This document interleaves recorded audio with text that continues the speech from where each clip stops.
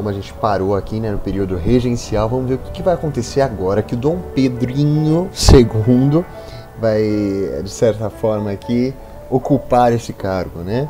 Aqui por essa chave a gente já tem uma ideia, né, que vai ser uma situação dividida, né? Nós temos aqui pessoas que vão articular, enquanto o nosso querido aqui vai se preparar.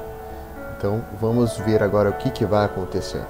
Regência trina provisória. Em 1831, né, o ano da abdicação, no mesmo ano formou-se a regência trina provisória, composta pelos senadores José Joaquim Carneiro de Campos e Nicolau Pereira de Campos Vergueiro, bem como o brigadeiro Francisco de Lima e Silva.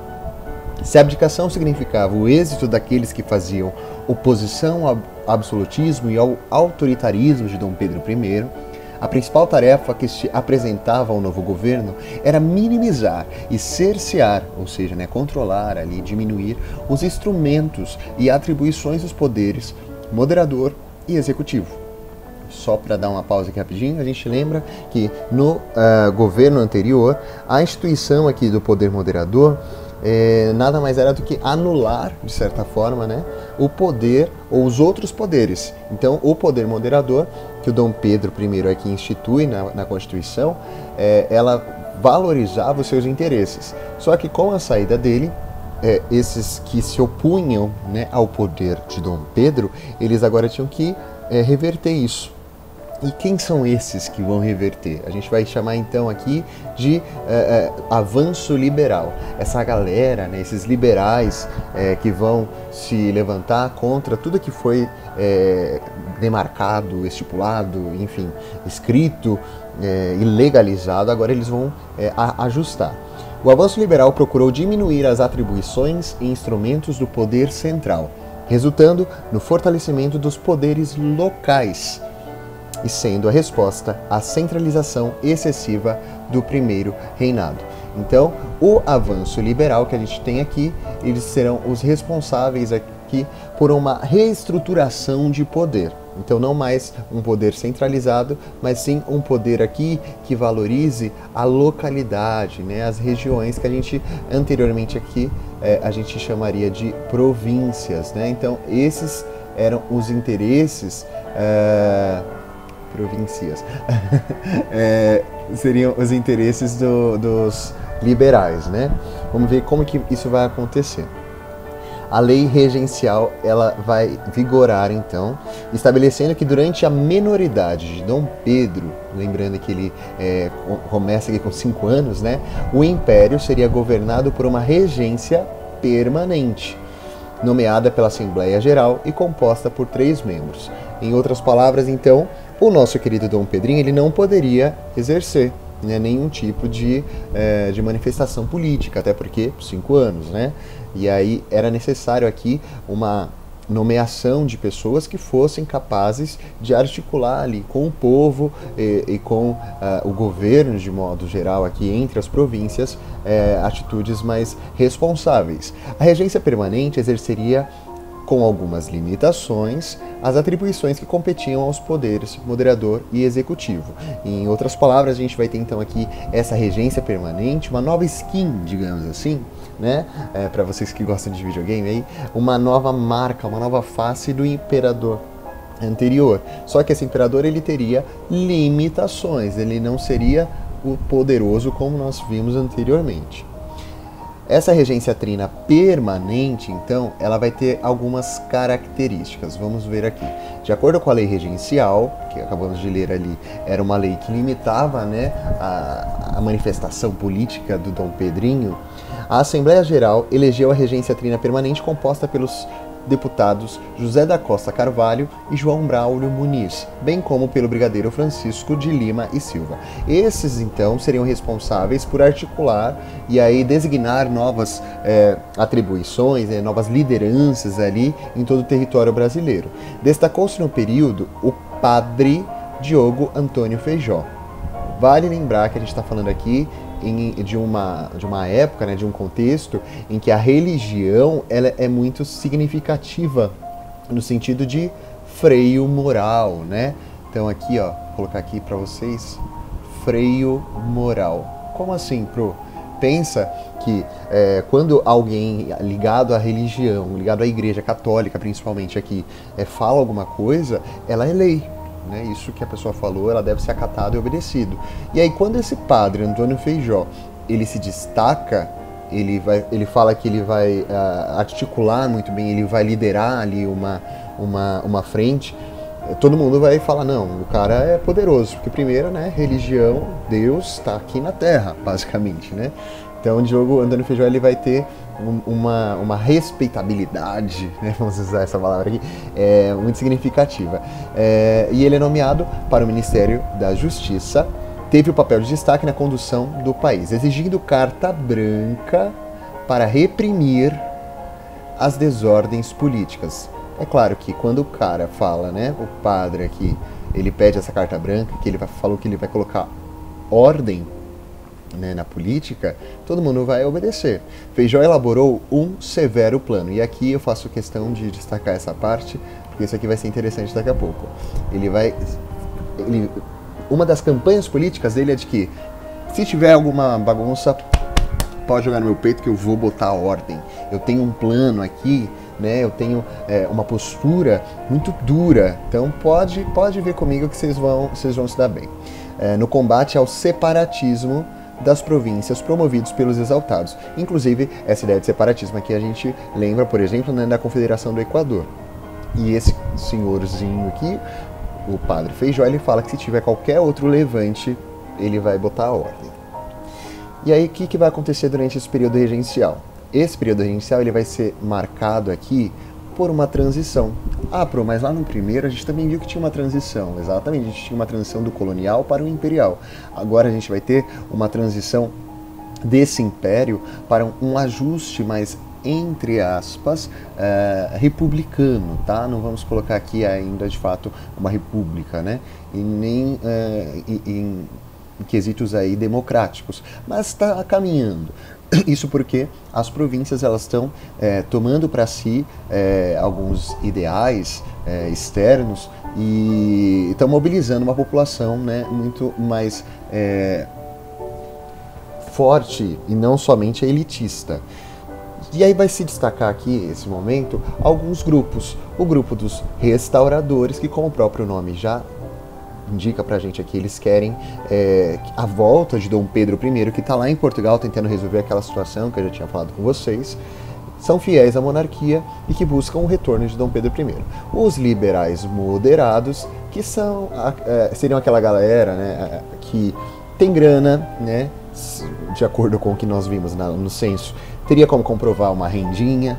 Eles são fiéis, né, à monarquia, porém seus interesses elitistas deveriam ser mantidos. Então, essa galera aqui, ela também se destaca. E, por último, nós temos os liberais, que é aqueles que não precisam de ninguém para mandar aqui, porém, eles são considerados aqui, né, são chamados de exaltados, porque é aquela galera que realmente quer colocar o pé na porta, quer acabar e quer colocar, né, uma nova ordem, digamos assim.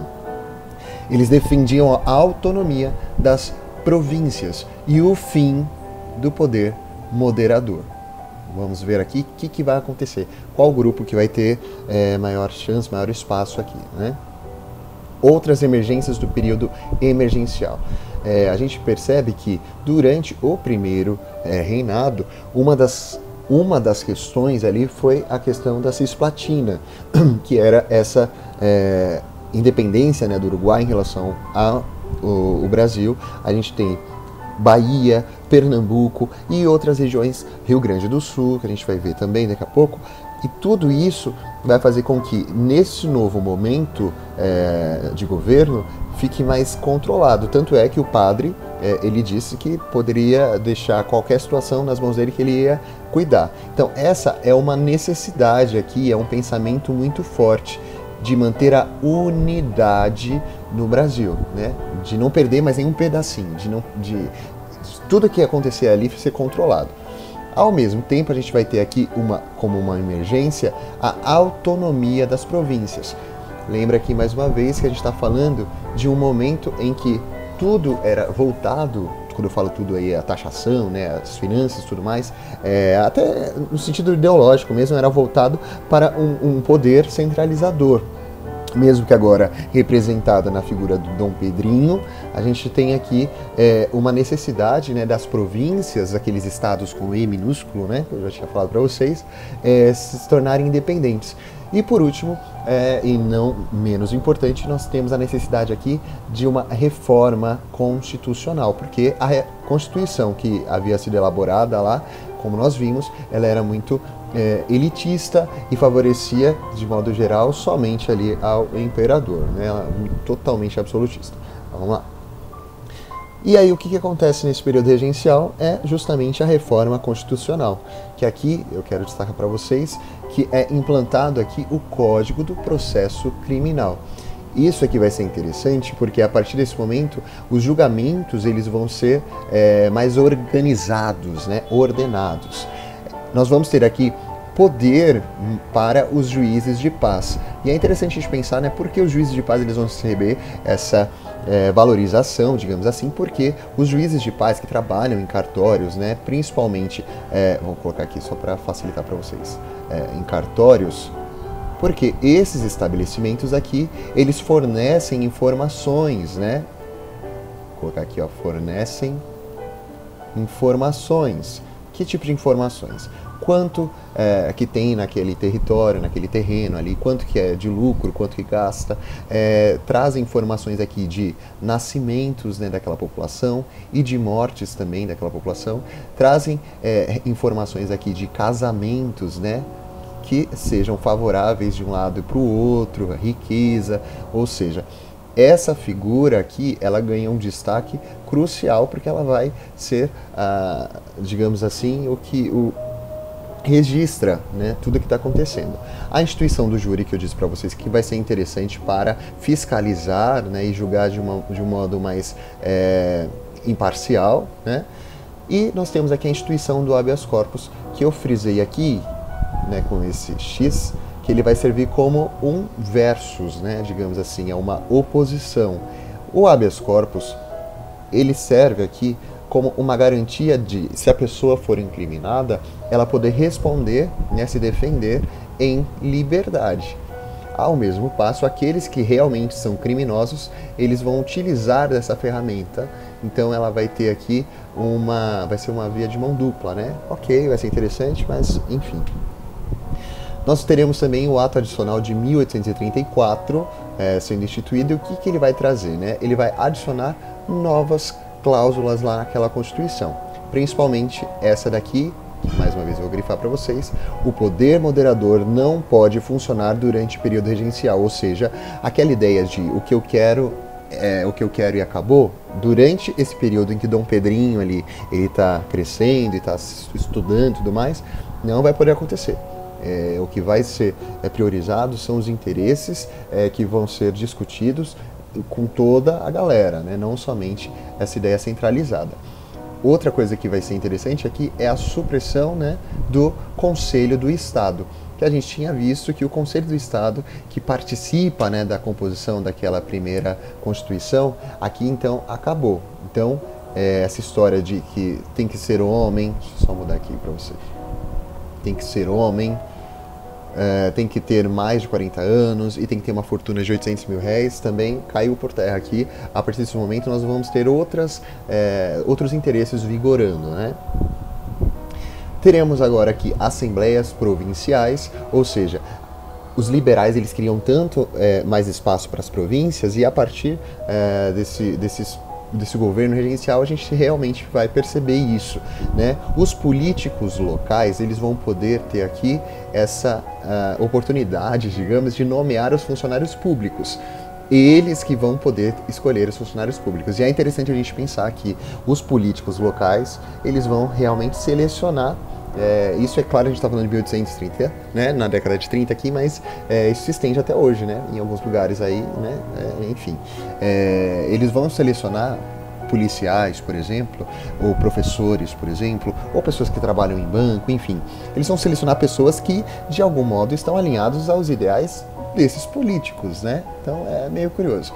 Outra coisa que a gente vai perceber aqui é a fixação de despesas necessárias, ou seja, cada província agora vai ter ali um balanço do que entra, do que sai, então vai ter uma valorização de comércio interno, e algumas províncias vão se sair muito bem com isso, como por exemplo São Paulo, né? A gente vai ter aqui uma valorização do mercado interno, e é claro que esse mercado vai começar a olhar mais para o interior, né? E isso vai ser ecoado aí, né? Refletido mais adiante. Outra coisa que a gente vai perceber aqui é a Guarda Nacional, que nós já vimos que no vídeo anterior, né, o Exército ele já tinha sido deixado de lado. Aqui agora, com a instituição da Guarda Nacional, fica mais evidente que o Exército está sendo substituído. Só que é interessante a gente prestar atenção que o Exército, inicialmente, ele surge com a ideia de proteção territorial, né, de todo o mapa ali do Brasil. Aqui, a Guarda Nacional, ela vai ter o seu intuito maior aqui, né, é manter a ordem dentro das províncias, então dentro de cada estado, né, dentro de cada região. E o Exército vai sendo deixado de lado aí. Vamos observar para onde isso vai levar, né? A regência una. O padre Feijó, aquele padre que tinha falado, pode jogar comigo, pode mandar que eu vou botar ordem, ele ganha as eleições, porém abdica 2 anos após a posse. Ué, o que aconteceu, né? Ele vai ser aqui considerado, ele vai ter aqui uma indicação, né, de ter um pulso muito leve, né? A sua conduta ela foi muito docilizada em relação aos revoltosos. O que está acontecendo? Lá no sul do país, a gente tem um levante, né, que a gente vai falar daqui a pouco, e esse levante, quando o Feijó ele chega ali para articular, para botar ordem, ele não faz exatamente do jeito que ele tinha prometido. Ele trata as coisas com muita leveza. E algumas pessoas aqui vão apontar que um dos motivos é que um dos líderes dessa revolta lá no Rio Grande do Sul era parente do padre Feijó, ou seja, a permanência dele aqui não tinha condições, né? Ele saindo, nós temos aqui o Padre de Araújo Lima, Marquês de Olinda, que vai ser importante também, né? Trazendo um regresso conservador. Então, peraí, se a gente tinha visto que havia um avanço liberal, agora tem regresso, então significa que tudo que os liberais tinham conduzido até então vai mudar. Basicamente é isso, né? Vai voltar aqui, entre aspas, ao que era. Com o regresso conservador, uma nova interpretação ali daquelas leis começa a ser articulada. Então, o ato adicional ele vai ter algumas mudanças, principalmente aqui vai se manter a nomeação de cargos públicos, a Guarda Nacional ela vai ser reformada, vai ter um ajuste, né, ali para eles, e você ser indicado à Guarda Nacional agora era um motivo de mérito, né, de honra para sua família, por exemplo. Mas é claro que para você fazer parte da defesa, né, da proteção ali dessa província, você deveria comprovar renda, né? E aí a gente já sabe. O que não foi alterado aqui aliás, é o papel dos juízes de paz, né? Mas é claro que os juízes de paz aqui também acaba perdendo, entre aspas, o seu poder, mas não perde o seu papel, né? E aí eu falo poder porque agora se os conservadores aqui quiserem mandar qualquer coisa, os juízes de paz, o que eles vão fazer, né? Diante disso, os liberais, então, eles se revoltam mais ainda, né, os exaltados ali, e aí eles vão formar, né, um clube da maioridade. E essa ideia, o que significa, né? É falar assim, ó, Dom Pedrinho já está em condições de assumir. De certa forma, eles queriam, gente, fazer o tiro virar, né, contra, ou o feitiço virar contra o feiticeiro. Eles queriam dar espaço para o Dom Pedrinho, porque aí, de certa forma, já que vocês querem, né, o absolutismo, já que vocês querem o rei, então vamos colocar o rei, coloca logo ele. A gente aplica aqui um golpe. E essa ideia, ela foi aceita, né? Vamos ler aqui, ó, juntos aqui. No período regencial, muitos atribuíram às frequentes rebeliões e revoltas que agitavam o país a fragilidade desse modo de governo. Em função disso, surgiram propostas de antecipação da maioridade de Dom Pedro de Alcântara para que ele exercesse suas funções antes de atingir os 18 anos. Em abril de 1840, o Clube da Maioridade foi fundado por liberais descontentes com as decisões do governo regencial conservador. Diante da crise política pela qual passava, o país sancionou-se a maioridade de Dom Pedro de Alcântara. Como a antecipação da maioridade ia de encontro ao que era previsto na Constituição, o episódio foi conhecido como o golpe da maioridade em 23 de julho de 1840, terminava o período regencial e aos 14 anos de idade Dom Pedro II inaugurava o segundo reinado. Então, a gente percebe aqui que o período regencial, ele é um período de transição em vários aspectos, né? Principalmente aqui para a cabeça desse nosso querido Dom Pedro II. A gente vai entender um pouquinho mais sobre como aconteceram, né, essas revoltas internas aí. E aí vamos chegar agora essas revoltas regenciais, que acontecem aqui justamente quando o Dom Pedro I ele sai, né, ele abdica, e aí todo o momento de desenvolvimento, né, de crescimento de Dom Pedro II, as regências que estão acontecendo e quais foram de fato essas revoltas. Aqui, a Débora Aladim, ela disponibilizou um mapa que eu achei muito interessante, esse resumo. Só que eu queria que vocês focassem principalmente aqui, ó, os locais que acontecem, qual o desfecho, né, desses acontecimentos, e aqui o papel, né, dos escravos, né? Deixa eu ver aqui se ficou azul. Opa! B. Peraí. Peraí,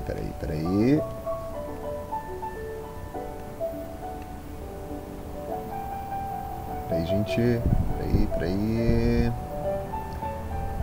Bem, ficou azul aqui, mas dá pra gente continuar. Local, como eu disse para vocês. Deixa eu só tirar essas marcações aqui.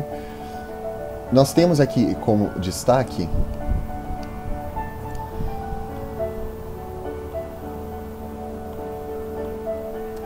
nós temos aqui como destaque o Pará, a Bahia, Salvador, Maranhão e Rio Grande do Sul. Já comentei com vocês um pouquinho aqui do papel da Bahia, mas a gente vai ter uma revolta específica aqui, que é a revolta da Sabinada. Eu falei que a Bahia ela teve esse interesse muito forte, né, separatista, mas aqui a gente está falando de uma outra revolta. A Guerra dos Farrapos, no Rio Grande do Sul, que inclusive eu falei para vocês aqui da interferência, né, do padre Antônio Feijó, mas nós vamos ter aqui outras revoltas também. Então, está bem espalhado. Especificamente, a gente percebe aqui uma concentração no norte e nordeste aqui do país e essa daqui especificamente lá no sul. O desfecho, vou tentar aumentar aqui para vocês, vamos lá. Essa primeira, a supressão pelo governo central, mais de 20% da população morta e Belém foi destruída. Então, no caso do Pará, que a gente vai ter esse desfecho. A batalha corpo a corpo com mais de 1.800 mortos. Desfecho aqui dessa outra revolta. Vamos ter aqui a denúncia do movimento por 3 libertos e a repressão violenta. E se vocês conseguem perceber aqui alguma semelhança. Aqui outra, supressão violenta por parte do governo. E por fim aqui, deixa eu marcar, um grande acordo acontece nessa última. Não dá para ver aqui quando eu aumento, mas depois vocês podem dar um zoom aqui, ó. Um grande acordo. Ué, por que aqui a gente teve uma ação violenta, mas aqui a gente teve um acordo? Curioso, né? Vamos ver aqui o papel dos escravos. Ó, os escravos lutaram, mas não ganharam a abolição. Aqui, escravos nacionais teriam a liberdade. Aqui, a escravidão foi o motivador, foi um dos motivos aqui dessa revolta. Por último, aliás, penúltimo, se tivesse tido sucesso, haveria abolição.